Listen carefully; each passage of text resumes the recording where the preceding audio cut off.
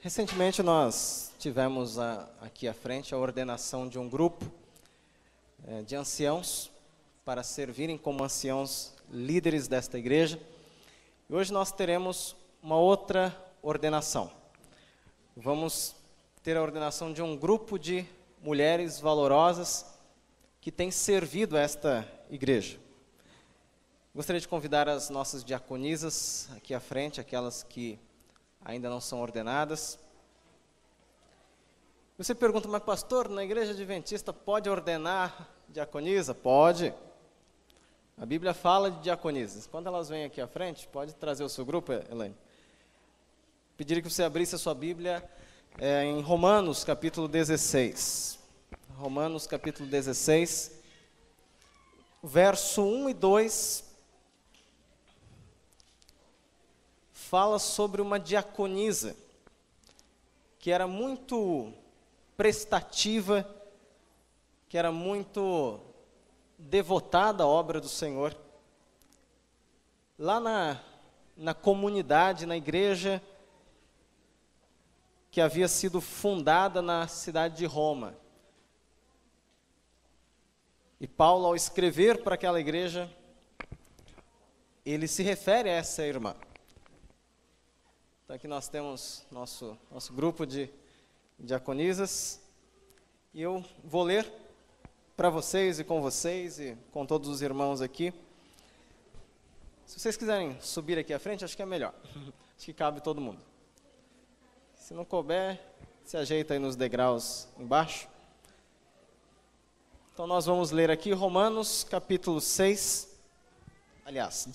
desculpa. Capítulo 16, verso 1 e 2 diz assim: recomendo-vos a irmã Febe. Febe era o nome dessa diaconisa, que está servindo a igreja de Cencreia, para que a recebais no Senhor como convém aos santos e a ajudeis em tudo que de vós vier a precisar, porque tem sido protetora de muitos e de mim, inclusive. Aí vocês me perguntam, mas onde é que está dizendo nesse texto que a irmã Febe era uma diaconisa? Na nossa Bíblia em português não está claro isso, mas no texto grego, quando aparece, no texto original da Bíblia, quando aparece aí a palavra servindo, o verbo servir no verso 1, vem do grego diaconia, o verbo do qual se origina a palavra diakonós, diácono. Então, aqui Paulo dá a entender que a irmã Febe era uma servidora, era uma diaconisa na igreja de Roma. Como eu falei para vocês, como eu mostrei para vocês, a palavra diácono significa aquele que serve, aquele que ajuda. Quem foi o maior de todos os diáconos? Marcos, capítulo 10, 45, diz que o Filho do Homem não veio para ser servido, mas para servir. Jesus foi o maior de todos os diáconos. Jesus foi o diácono perfeito. Jesus foi o diácono perfeito. E ele deu o exemplo para todos os outros diáconos.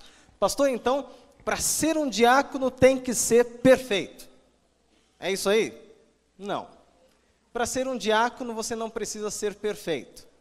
Você pode ser você imperfeito como você é. As irmãs que estão aqui, nenhuma delas é perfeita. Mas um diácono precisa ter no coração o desejo de servir a obra do Senhor, de servir a igreja.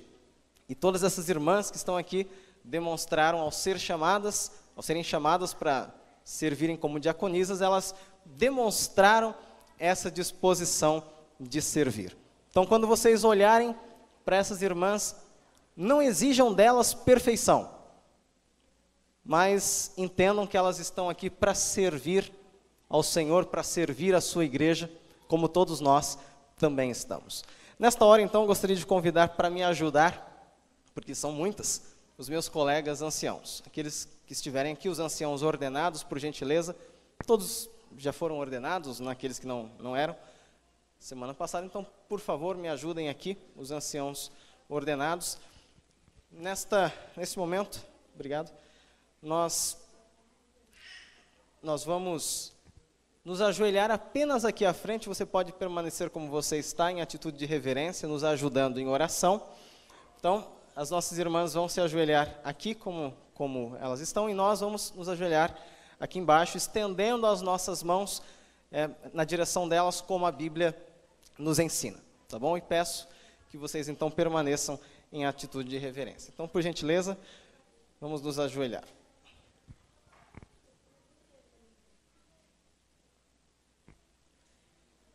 Oremos.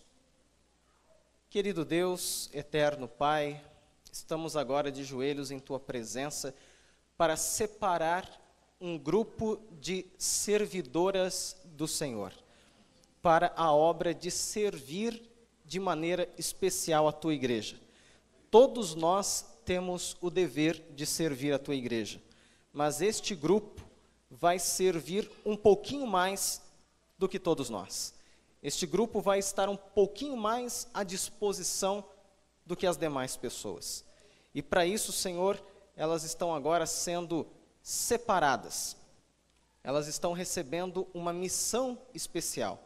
E ao receberem essa missão, isso não significa que elas são mais santas do que nós, ou que elas são mais perfeitas do que nós, mas simplesmente que sobre elas repousa um pouquinho mais de responsabilidade de servir a igreja do Senhor.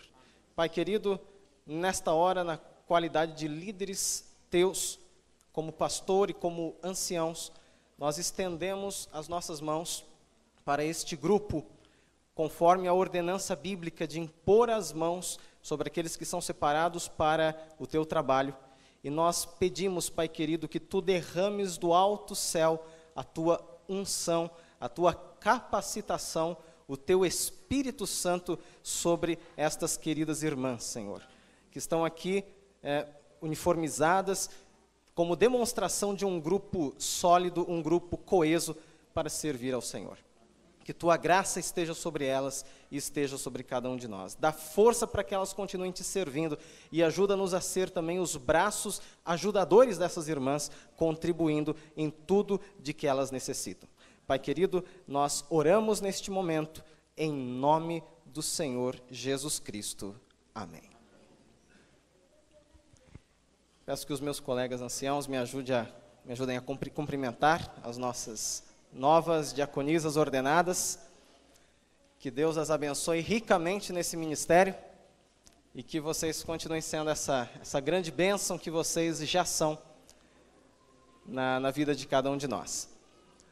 A nossa querida Kátia, ela veio acompanhar a Lili porque são amigas inseparáveis. Ela ainda não é diaconisa, mas vai ajudar a Lili a ser uma diaconisa, tá bom? Então Deus abençoe a todas, muito obrigado pela ajuda de vocês. Nós não teremos o hino que precede o sermão, em função da nossa ordenação, então vou passar a palavra diretamente para o nosso pregador desta manhã. Como já foi anunciado, o pregador é o Tiago. Tiago é o diretor de jovens da nossa igreja este ano, e como hoje é o dia do jovem adventista, o Ministério Jovem estará bem representado pelo seu diretor. Muito obrigado, Tiago, que Deus te abençoe e te use. É a estreia do Tiago, e com certeza será o primeiro de muitos sermões. Que Deus te abençoe. Muito obrigado, Tiago. Feliz sábado, igreja. Tudo bem? Confesso que estou feliz em ver o Maxwell lá no fundo, lá escondidinho. Última vez que eu vi ele não estava numa situação muito boa. Mas louvado seja Deus aí, Maxwell, que bom que você melhorou e está tudo bem com você. O pessoal do PG também aí, né? Não vieram todos, mas os piores vieram, já tá bom. Brincadeira, gente, vocês são 10, hein? Bom, ontem, graças a Deus, a gente esteve lá em Guareí, na Semana Santa lá, e eu pude treinar, digamos assim. Preguei lá, suei demais, falei demais, me empolguei, mas louvado seja Deus por isso. Eu peço para que os irmãos me ajudem para a gente fazer uma oração antes do sermão. Senhor Deus, estamos aqui, ó Pai, em condição de filhos teus. Senhor, nos ajuda, Pai, a usar essa dádiva, esse dom que o Senhor nos dá para evangelizar, para usar toda a nossa inteligência e todas as nossas faculdades para o bem do próximo e para o avanço da tua obra. Senhor, toma-me em tuas mãos, também todos que aqui estão, e que o Senhor possa me usar hoje e sempre para trazer a mensagem do Senhor. Pai, perdoa os nossos pecados, em nome de Jesus, amém. Bom, eu vim falar para vocês aqui de um assunto meio delicado. Para onde que eu aponto aí, pessoal?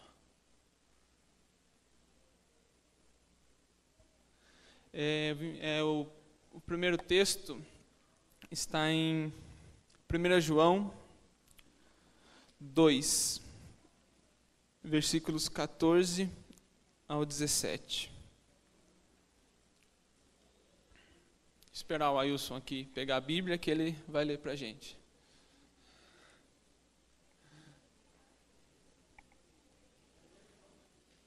Primeira João 2, 14 ao 17.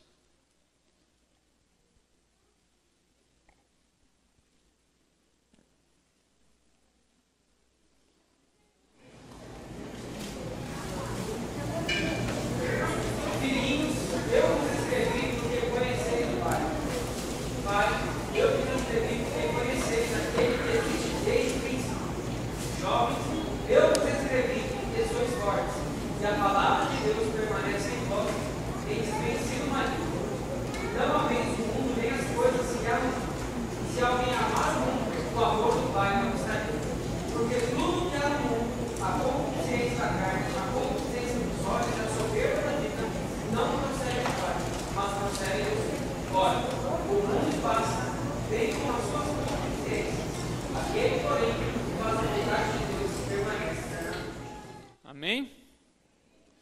Então, eu vim falar para vocês sobre esses 3 problemas que vêm assolado a humanidade desde o Éden, que são essas 2 concupiscências e essa soberba da vida, ou ostentações dos bens, em algumas traduções. Eu vim falar sobre isso, sobre o versículo 16, e provar o versículo 17, que o mundo e a sua cobiça passam, mas aqueles que fazem a vontade de Deus permanece para sempre. E quando a gente lê concupiscência, que é isso, né? Que raio de palavra que é essa? E eu fui tirar a saber o que é mais a fundo isso. Vem de epitimia, do grego, que vem traduzindo por desejo intenso, por um anseio. Na medicina se diz que é o desejo que se manifesta em mulheres grávidas. Então é aquele anseio intenso, aquele desejo de eu preciso, eu quero, eu tenho que fazer. Isso se chama concupiscência. E a gente vê que existem 2, dos olhos e da carne. Eu também fui atrás de soberba ou ostentação da vida e dos bens. Soberba vem de alazoneia, que é uma certeza insolente e vazia, arrogância, que confia em seu próprio poder e recursos, que despreza e viola vergonhosamente a lei divina e os direitos humanos. Uma presunção ímpia e vazia, pretensão que confia na estabilidade das coisas terrestres. Isso eu tirei, graças ao pastor Eduardo, ele me mandou, do dicionário Strong, de hebraico e grego. Então, isso vem por trás dessas palavras, desses desejos, dessa presunção. E eu vim falar para vocês de 3 histórias que realmente essas 3 concupiscências derrubaram muitas pessoas e vem derrubando até hoje. Quero falar para vocês hoje sobre o rei Saul. Muita gente pensa que só Davi foi escolhido por Deus para ser rei, mas no livro de Samuel, o próprio profeta Samuel diz: vede a quem Deus escolheu para ser rei. Então foi Deus quem escolheu Saul para ser rei. E eu vou ler para vocês um texto. No entanto, com tais atrações externas, Saul era desprovido daquelas qualidades mais elevadas, que constituem a verdadeira sabedoria. Não tinha aprendido em sua mocidade a dominar as suas paixões temerárias e impetuosas. Nunca sentira o poder renovador da graça divina. Então Saul, na sua mocidade, ele não aprendeu a se submeter à vontade de Deus e a controlar tanto essas 3 concupiscências como outros desejos que se derivam dela. E a história de Saul, você conhece bem, você sabe que ele fez muita coisa errada. Quando ele devia olhar para Deus e para a vontade de Deus, ele olhou para a vontade dele e ele se preocupava mais com a reputação dele com o povo do que a comunhão e fazer a vontade de Deus. Abra a tua Bíblia em 1 Samuel 15, 12.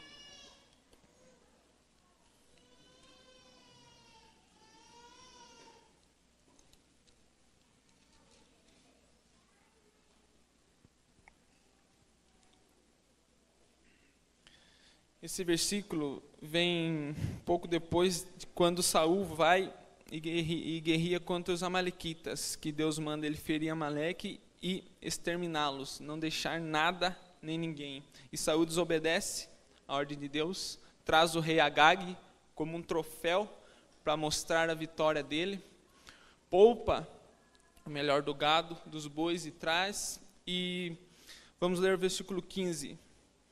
Madrugou Samuel para encontrar a Saul pela manhã.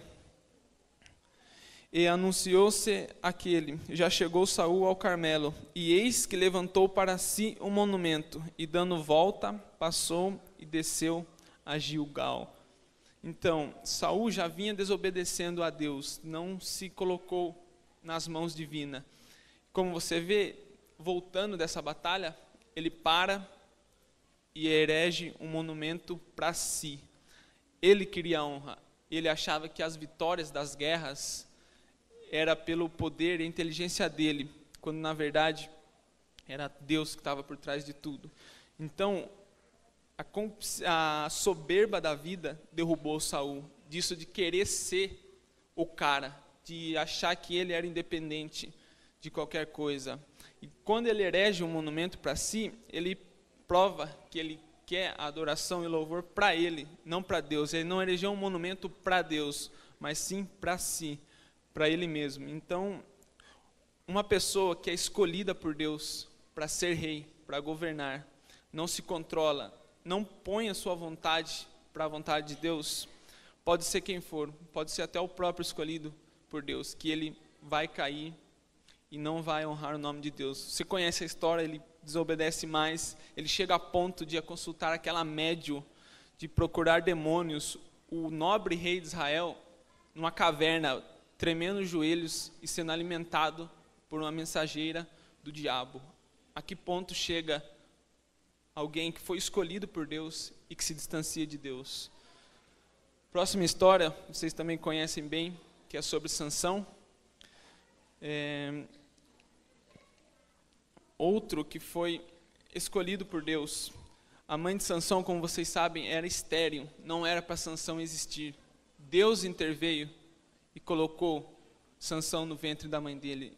Sansão foi escolhido por Deus para nascer. Peço para que vocês abram sua Bíblia em Juízes 14.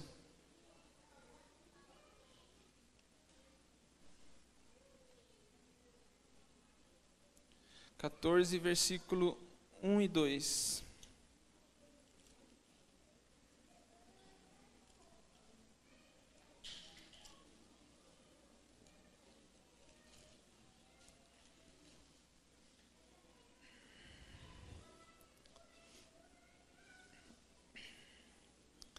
Vou ler um trecho aqui, primeiro, do livro Lar Adventista. Diz: o cuidado providencial de Deus estivera com Sansão, a fim de que ele pudesse estar preparado para realizar a obra em que fora chamado.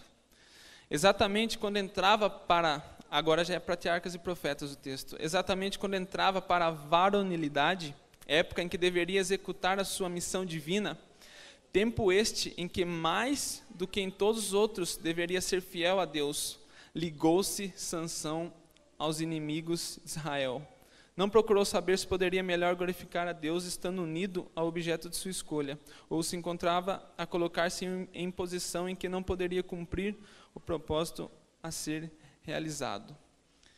Vamos ler agora Juízes 14, 1 e 2. Desceu Sansão a Timna. Vendo em Timna uma das filhas dos filisteus, subiu e declarou a seu pai e a sua mãe, e disse: Vi uma mulher em Timna, das filhas dos filisteus. Tomai-ma por esposa, pois, por esposa. Então, você sabe, os filisteus eram o povo que oprimia o povo de Israel naquela época. Sansão foi levantado para libertar o povo desse jugo filisteu. Então, com o inimigo, com o povo do inimigo, a gente não conversa, não blasfema, não tem nenhuma ligação, porque a gente não está agindo sabiamente fazendo isso. E Sansão, como se não bastasse, vai e quer casar com a menina, com uma das filhas dos filisteus. E por quê? Ele viu ela.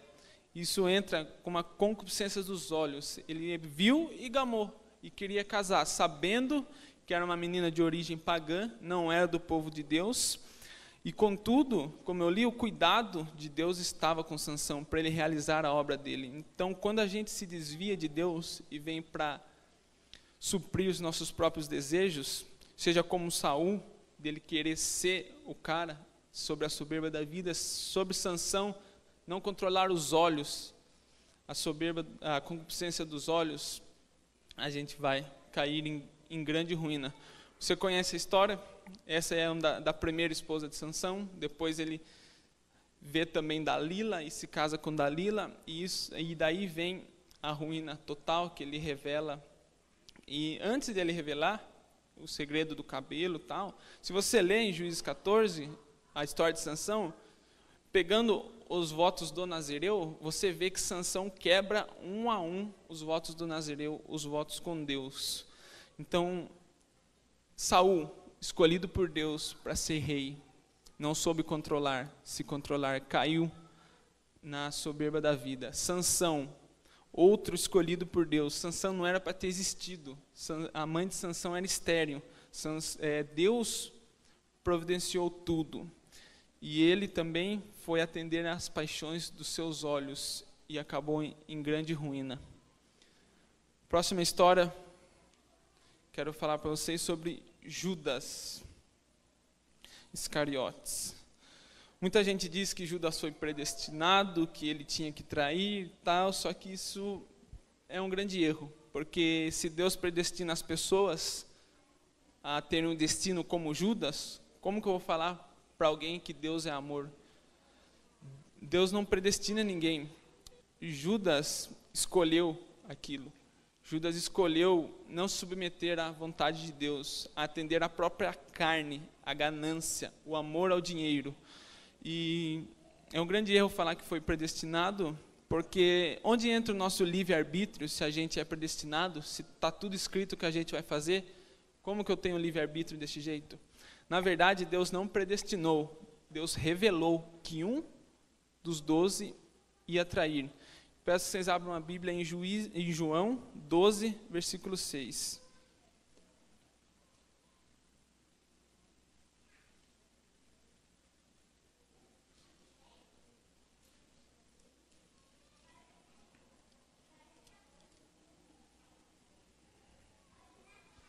Judas, muitos estudiosos dizem que ele era o mais culto dos discípulos, ele era o mais inteligente, ele era o formado, digamos assim. Hoje em dia a gente poderia trazer que ele tinha um mestrado, um doutorado em comparação àqueles outros discípulos.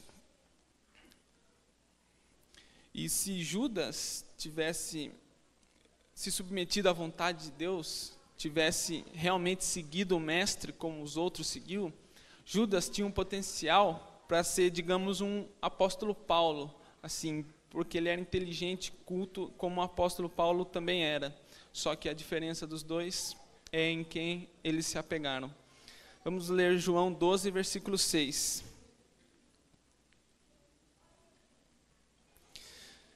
Isto disse ele falando de Judas, não porque tivesse cuidado dos pobres, mas porque era ladrão, e tendo a bolsa, tirava o que nela se lançava. Aí diz do episódio que a moça quebra o vaso de alabastro para ungir Jesus, e ele diz que era um desperdício, mas não porque estava preocupado com os pobres, mas porque ele era ladrão e roubava. Você entende isso? Cristo e os apóstolos recebiam doações, e Judas cuidava daquilo, e Judas roubava da bolsa de Jesus. Então, como esses pecados, essas concupiscências cegam as pessoas, e Judas não controlou esse desejo da sua carne, essa concupiscência da carne, essa ganância, esse amor ao dinheiro. E a história também, você sabe, vende Jesus pelo quê? Por dinheiro, por 30 moedas, e acaba se suicidando. Você vê a história de Saul, se distanciou de Deus. O fim de Saul foi colocar a espada e se suicidar. Sansão, como na imagem, no templo, pede força pela última vez e também se suicida junto com muitos filisteus. Judas, você sabe, acabou se enforcando. Então, quando a gente atenta para as nossas vontades, se desvia do caminho de Deus, se Deus é o caminho, a verdade e a vida, se você se distancia disso, você vai estar perdido, você vai estar sem vida, você uma hora ou outra vai ser dominado por Satanás. Mas você pode dizer assim, mas Sansão, Saul, viveram numa época difícil, tal. Judas também, no começo da igreja apostólica, onde o diabo mais atacou. Tudo bem, mas hoje também a gente vive em tempos difíceis, e eu quero que você sempre se lembre disso. Você é uma promessa de Deus. Não se torne um fracasso, igual essas 3 pessoas. Se Saul foi escolhido por Deus para ser rei, e não atendendo à vontade de Deus, se tornou um fracasso. Sansão também, Judas também. Hoje eu peço, volte-se a Deus, porque se eles que foram escolhidos por Deus, Judas viu Jesus, Judas viu todos os milagres de Jesus, e ainda assim não se submeteu à vontade de Jesus, e o fim de Judas é o mais trágico, mais feio de todos. Daí eu quero te pôr esse ponto. Se viveram em tempos difíceis, e se essa, digamos, podia ser o que levou eles ao pecado, o que falar sobre Adão e Eva, que viveram no paraíso, que eram perfeitos, que tinham todas as faculdades puras, que em todo o virar do dia, Deus próprio ia ter com eles. O que falar deles?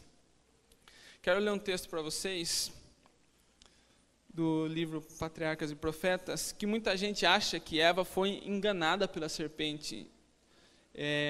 Tipo um exemplo, eu anuncio um carro para vender e falo que o documento está certo, vai o Leandro, compra o meu carro, e a hora que ele vê tem 3, 4 mil de documento. Não, Eva não foi enganada desse jeito, sem saber as consequências. Quero ler para vocês esse texto, é um pouco extenso, mas eu preciso ler, vocês precisam saber disso. Os anjos haviam advertido Eva de que tivesse o cuidado de não se afastar do esposo, enquanto se ocupavam com seu trabalho diário no jardim. Junto dele estaria em menor perigo de tentação do que se estivesse sozinha. Mas, absorta em sua aprazível ocupação, inconscientemente se desviou de seu lado.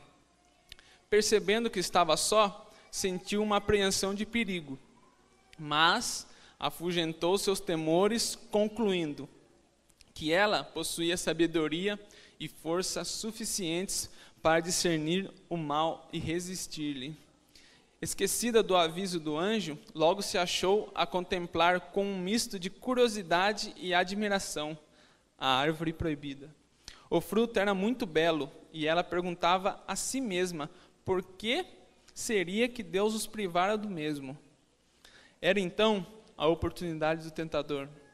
Como se fosse capaz de distinguir as cogitações do seu espírito, a ela assim se dirigiu. É assim que Deus disse? Não comereis de toda a árvore do jardim? Eva ficou surpresa e admirada quando assim pareceu ouvir o eco de seus pensamentos. Mas a serpente continuou com voz melodiosa: com sutis louvores à superior beleza de Eva, e suas palavras não lhe eram desagradáveis. Em vez de fugir do local, deteve-se maravilhada ao ouvir uma serpente falar. Houvesse-se dirigido a ela um ser semelhante aos anjos e ter-se-iam despertado os seus receios. Ela, porém, não tinha ideia alguma de que a fascinadora serpente pudesse tornar-se o intermediário do adversário decaído. É aí que está o ponto. O diabo não vem para você como diabo e fala, olha, eu sou o diabo, vou pegar você, te enganar e destruir sua vida. Não, ele vem sutil, ele vem sorrateiro, como uma serpente. E essas 3 concupiscências que ele usa para derrubar o ser humano. E a raiz do pecado está essas 3 concupiscências.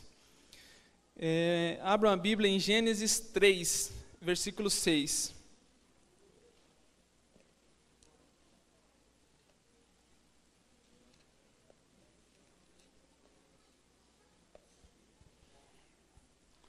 Gênesis 3, versículo 6.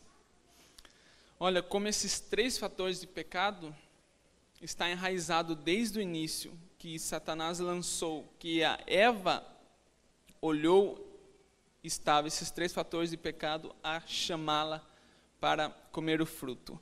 Vendo a mulher que a árvore era boa para se comer, ela viu que era boa, ela quis, ela desejou aquilo, entra aí como concupiscência da carne.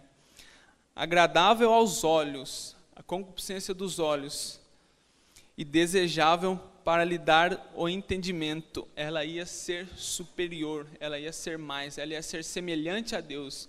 Então essas 3 concupiscências foi o que pescou Eva para o pecado. E a história você sabe, ela come, ela vem, ela traz para Adão.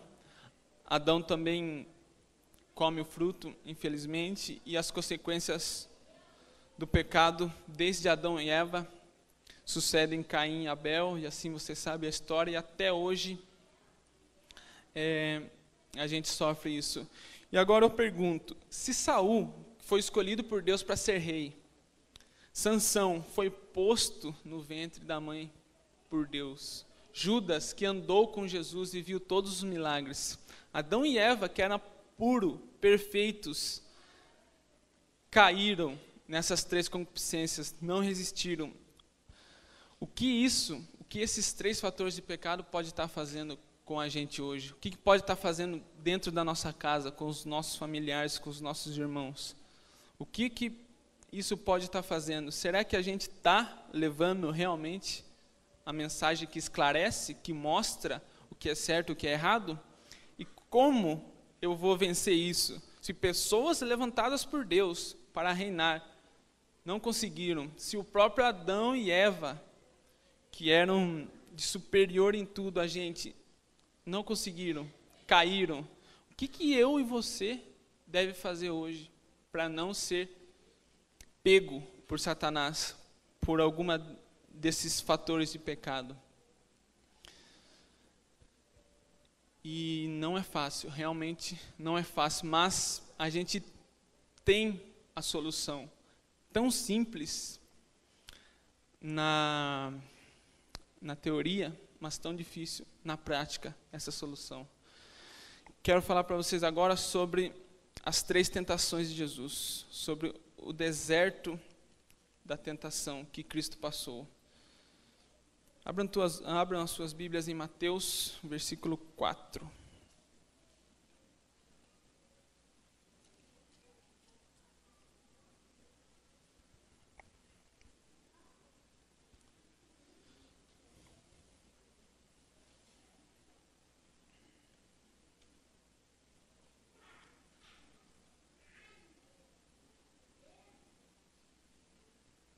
Todo mundo achou? Vamos ler do 1 ao 11. A seguir foi Jesus levado pelo Espírito ao deserto, para ser tentado pelo diabo. E depois de jejuar 40 dias e 40 noites, teve fome. Aqui no começo a gente dá-se a entender que meio que estava combinado entre o Espírito e o diabo, porque foi levado pelo Espírito para ser tentado pelo diabo. Só que não. existe no original, não vou lembrar a palavra ao certo, mas diz que Cristo estava com o Espírito no deserto, se distanciou a fim de orar e ter comunhão com Deus. E o Espírito, meio que, o pastor Rodrigo Silva diz isso, não tirei saber se é certo, meio que deixa Jesus ali, não o abandono, mas deixa naquele momento. E naquele momento Satanás vê que é um momento oportuno para ele tentar Cristo. Daí ele vai. Então o tentador, aproximando-se, disse: se és filho de Deus, manda que essas pedras se transformem em pães. Eu procurei saber mais também no livro Deserto da Tentação. E Satanás é muito inteligente, ele é muito sorrateiro, e a irmã White diz que Satanás veio como um anjo de luz e dizia ter vindo direto do trono do Pai para aliviar e ajudar Cristo daquela prova que ele estava passando. Satanás ainda mencionou que era o anjo que segurou a mão de Abraão quando o cutelo foi levantado para matar Isaque, e que agora veio para salvar-lhe a vida, e que não era necessário que ele suportasse a dor desta fome e morte por inanição, que ele o ajudaria a suportar o trabalho no plano da salvação.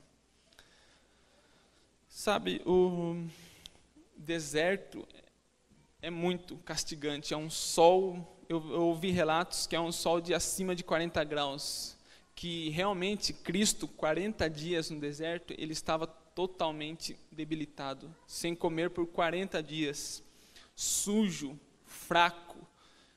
E vem Satanás como um anjo brilhante e fala que veio aliviar, veio ajudar. Isso é o que todo ser humano espera. No momento de dificuldade, de quase ali morte de Cristo por inanição, aparece um anjo brilhante, fala: eu vim te ajudar. Pronto, é o que todo ser humano pede a Deus. Daí Satanás simulou duvidar da divindade de Cristo, porque a sua aparência estava enfraquecida e se achava em ambiente desfavorável. Satanás disse a Cristo que um dos exaltados anjos fora exilado para a terra, que sua aparência indicava que, em vez de ser o rei do céu, ele era o anjo caído, e que isto explicava a sua aparência definhada e aflita. Então Satanás vem a Jesus e vê ali: vim te ajudar, tá? Eu sou um anjo, vim direto do trono de Deus e vou te ajudar aqui. Só que eu preciso saber se você realmente é o Filho de Deus, porque você sujo, desse jeito, abandonado, se é Filho de Deus mesmo, Deus ia deixar alguém nessa condição?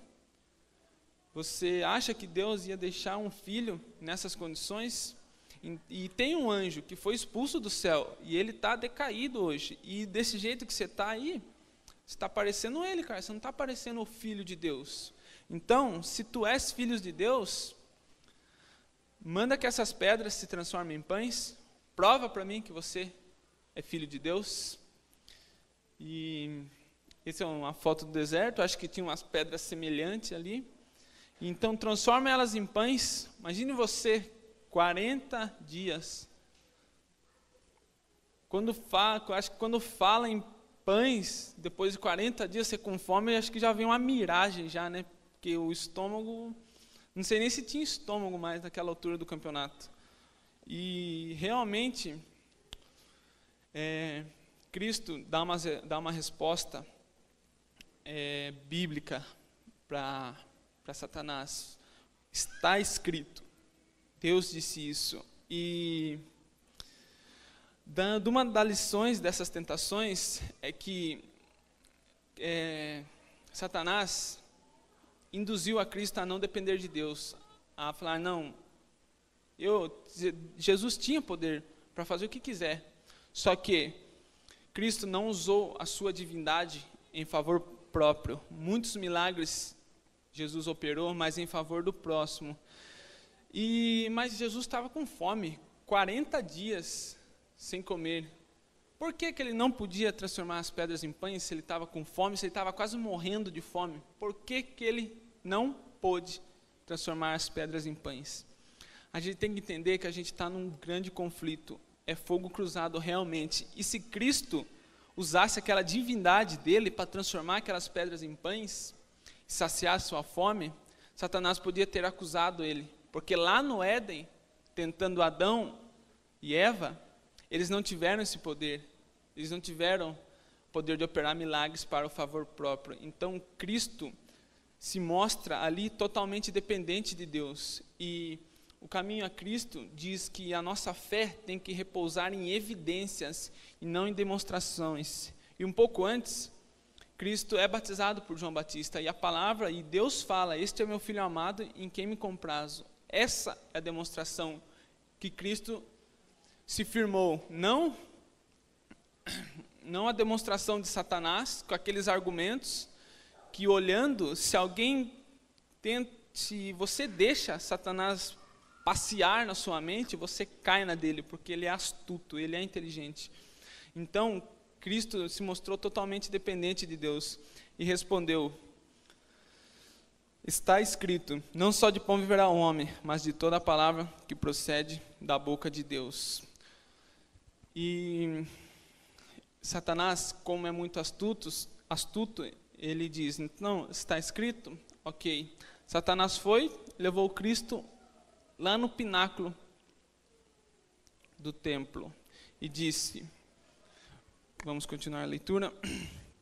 Então o diabo levou a cidade santa e colocou sobre o pináculo do templo. E ele disse: se és filho de Deus, atira-te abaixo, porque está escrito. Falou que está escrito? Então, também está escrito: aos teus anjos ordenará a teu respeito, que te guardem. Eles te sustentarão nas mãos, para que não tropeçais em alguma pedra. Então, Jesus, está escrito, né? Nem só de pão viverá o homem. Tá, mas está escrito também, se joga daí, que Deus vai prover a salvação. Deus não vai deixar você tropeçar em pedra algumas. Mas ao passo que pode estigar, não lhe é possível forçar ao pecado. Disse a Jesus: lança-te aqui abaixo, sabendo que não o podia lançar. Ou seja, Satanás, o pecado que você conclui, não é culpa de Satanás, é culpa sua. Você escolhe pecar. Satanás apenas convida. Ela vem e você pega e vai. Que diz, Satanás falou para se jogar, ele não podia empurrar Cristo do pináculo. E Cristo também disse: também está escrito, não tentarás o Senhor teu Deus. Nessas duas tentações, Satanás estava como um anjo de luz. Já na terceira tentação, ele vem como o próprio Satanás mesmo, decaído já. E ele diz a Jesus, continuando a leitura: não levou ainda o diabo a um monte muito alto, mostrou-lhe todos os reinos do mundo e a glória deles. Ele disse: tudo isso te darei, se prostrado me adorares. E hoje, jovens, nós todos, não só nós jovens, como todos da igreja, Satanás vem para a gente e mostra isso daí, ó, uma mansão bonita, uma casa,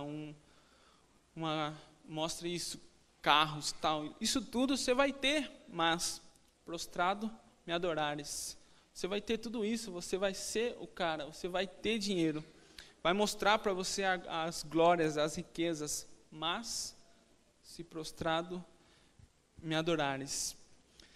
E Cristo, nesse momento também, ele dá uma resposta também bíblica. Então Jesus lhe ordenou: retira-te, Satanás, porque está escrito: ao Senhor teu Deus adorarás e só a ele darás culto. Com isso o deixou o diabo, e eis que vieram os anjos e o serviram.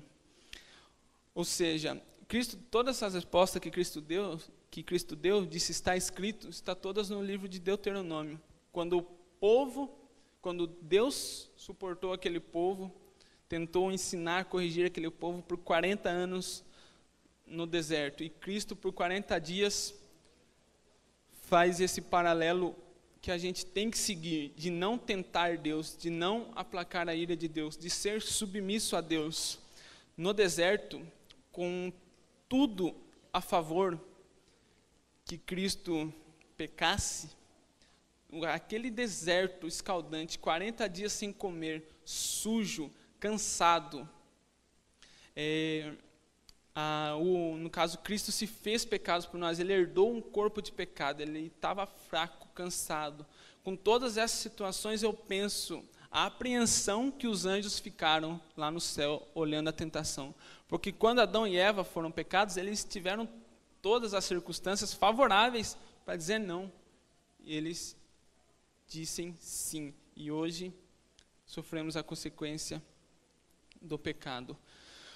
O que eu quero dizer para vocês hoje é que, independente do que aconteça, independente de como Satanás te chama a acariciar um pecado, a acariciar qualquer uma dessas concupiscências ou essa soberba da vida, a tua regra de fé e prática, de vida, de comportamento, tem que ser a palavra de Deus. Porque Cristo disse, eu venci o mundo, mais para frente. E Cristo, a definição de mundo que a gente não deve se apegar são essas duas concupiscências e a soberba da vida. E Cristo disse, eu venci o mundo, porque ele venceu mesmo. E ele provou para a gente que quem segue a vontade de Deus vai viver para sempre.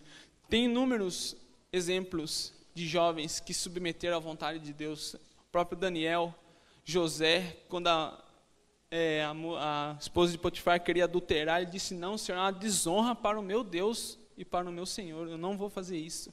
E é isso que a gente tem que procurar hoje, é honrar a Deus, não como Saul, que erigeu um monumento para si mesmo, para a glória dele, não como Sansão, que olhava e fazia e não se controlava os desejos, não como Judas, que viu tudo, que viu os milagres de Cristo, que andou com Cristo e mesmo assim não se atentou à vontade de Deus. Ele viu Jesus, ele viu os milagres. O privilégio maior para mim foi de Judas, porque ele podia pegar conselho direto com o Criador. E ele não controlou essa ganância, essa vontade pelo dinheiro, essa concupiscência da carne. Adão e Eva, perfeitos, puros, também foi tentado nesses três fatores de pecado e caíram. E Cristo vem e nos mostra que é simples, mas também é complicado. É simples você falar a palavra de Deus, mas é complicado você viver. É fácil ser cristão na igreja, difícil é ser cristão no trabalho, na casa, com os amigos. Então, o nosso comportamento fala muito disso. E muitos questionam que Cristo não vai voltar, que está demorando, e que é mentira, que é isso, que é aquilo. Temos várias respostas, até bíblicas, para essa suposta demora de Cristo. Mas tem uma que, para mim, fala bem alto, que é isso daí. Cristo não voltou ainda, sabe por quê? Porque você é a melhor ou a pior propaganda que Deus tem. A sua vida é a única Bíblia que muita gente está lendo fora das igrejas. A única coisa que muita gente conhece da Bíblia é como você trata os seus filhos, como você trata o seu esposo, a sua esposa, como você é no comércio. Isso tudo pode falar muito, e fala. Será que as pessoas de fora vendo a gente hoje, eles querem vir para o lado da gente? Eles veem que eu mudei? Eles veem que eu estou melhor? Ou hoje dentro da igreja eu estou pior do que eles? Não, eu não vou na igreja, mas eu não faço mal para ninguém, eu não xingo, eu ajudo, eu dou comida para o mendigo, dou agasalho e tal. E o cara que está na igreja, veste o terninho sábado, mas domingo e na semana inteira o cara está batendo na mulher, o cara está falando palavrão pelos cotovelos, o cara xinga todo mundo, não tem amor, não dá um bom dia. Será que o nosso testemunho está falando hoje aos corações? Desse episódio que aconteceu na escola de Suzano, sabe, eu conversei bastante com Deus, eu procurei bastante respostas para isso, porque mesmas coisas que o pastor falou cedo, por quê e até quando? E eu conversava com Deus e falava, mas será que a mensagem chegou lá? Será que aqueles que morreram salvos? Será que a gente está fazendo a nossa parte com eles? E depois que eu conversei, tudo que eu ouvi, aquela triste notícia do desbravador Samuel, que morreu naquele atentado. E eu tive como conclusão isso. Deus diz hoje para a gente, eu não estou em silêncio, eu tenho os meus em cada lugar. Ele estava lá me representando. Eu não sei quantas almas ele ganhou para Deus, mas eu sei se as pessoas quisessem se atentar a Deus, ele estava lá para ajudar e para trazer no caminho. Será que eu hoje, se alguém me vir para mim, eu vou trazer ela mais perto? Ou vou trazer ela mais longe de Deus? Você é a melhor ou a pior propaganda que Deus tem. Você escolhe ser a melhor ou ser a pior propaganda que Deus tem hoje. O Ailton vai cantar para a gente, e eu peço para que, se você queira mesmo ser a melhor propaganda de Deus, queira honrar a Deus, como Cristo fez, não como Saul, não como Sansão, não como Judas, não como Adão e Eva, mas sim como Cristo fez, se submeter a Deus e a palavra dele. Eu peço para que durante a música que o Ailton vai cantar, se você quiser viver realmente a essência dessa música que ele vai cantar, eu peço para que você se levante, para a gente renovar o nosso voto com Deus, para a gente poder sair daqui hoje e poder fazer mais, muito mais para Deus, porque Jesus jaz à porta, mas eu não sei se o meu vizinho está salvo, eu não sei se o meu primo está salvo, se o meu tio está salvo. Então eu preciso renovar as minhas forças com Deus, renovar o meu voto com Deus para me levar a mensagem de salvação. Peço que durante a música você se levante, e eu quero orar depois com você e por você.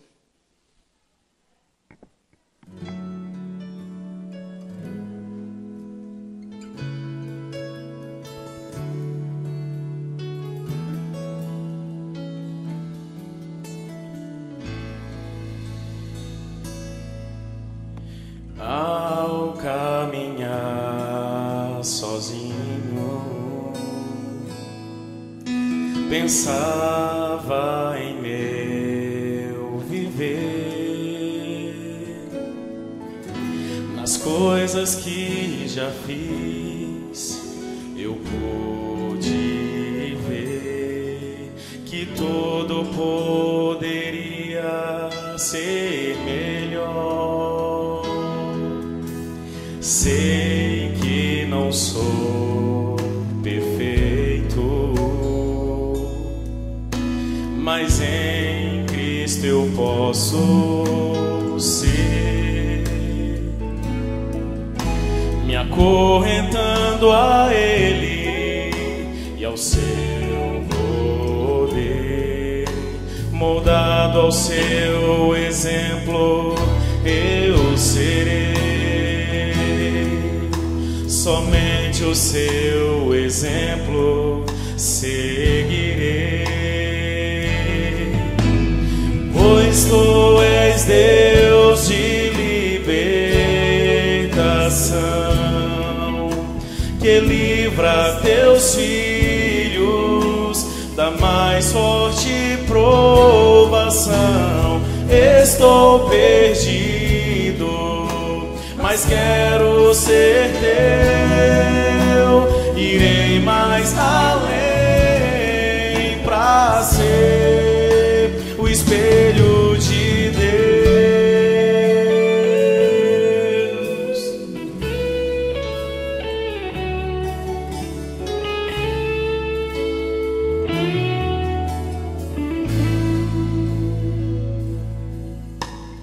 Pode alguém dizer-me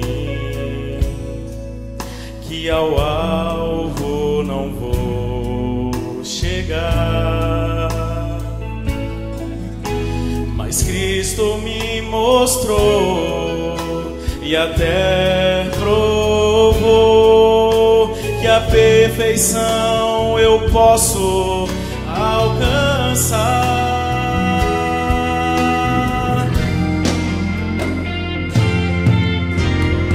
Pois tu és Deus de libertação,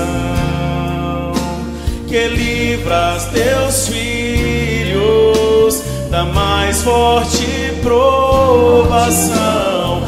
Estou perdido, mas quero ser teu, irei mais além pra ser.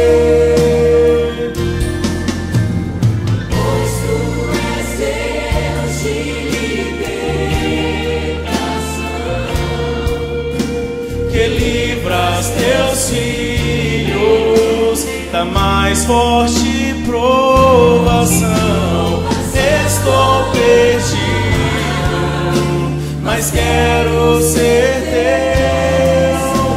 Irei mais além pra ser. Irei mais além pra ser. Irei mais além pra ser o espelho de Deus.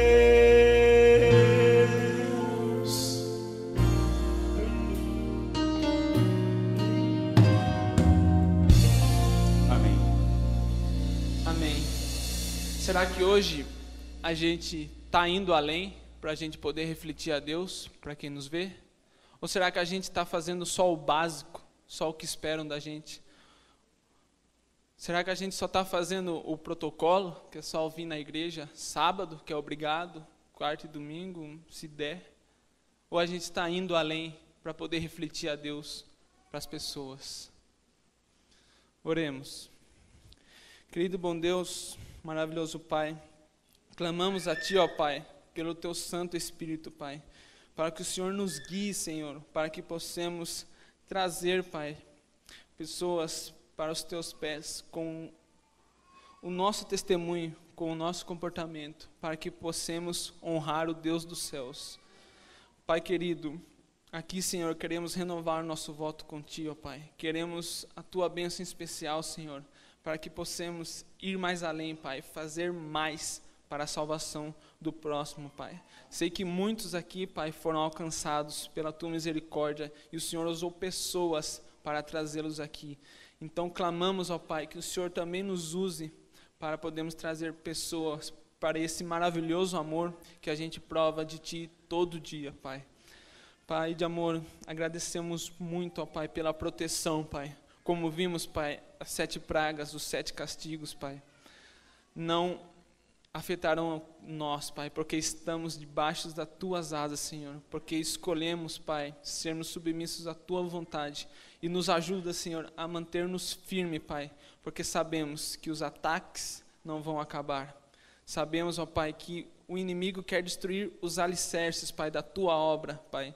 O inimigo quer destruir quem tem responsabilidade, quem é chefe de família, quem é pai de família e quem é líder de ministério. Peço que o Senhor nos abençoe, nos ajude, Pai, a nos lembrar, Senhor, a cada tentação, Pai, a cada provação, nos ajude a lembrar que Cristo nos deixou esse grande exemplo, se submeter à palavra de Deus, para que possamos ser felizes e sermos eternos junto contigo. Pai, perdoa os nossos pecados, Pai. Em nome de Jesus, amém.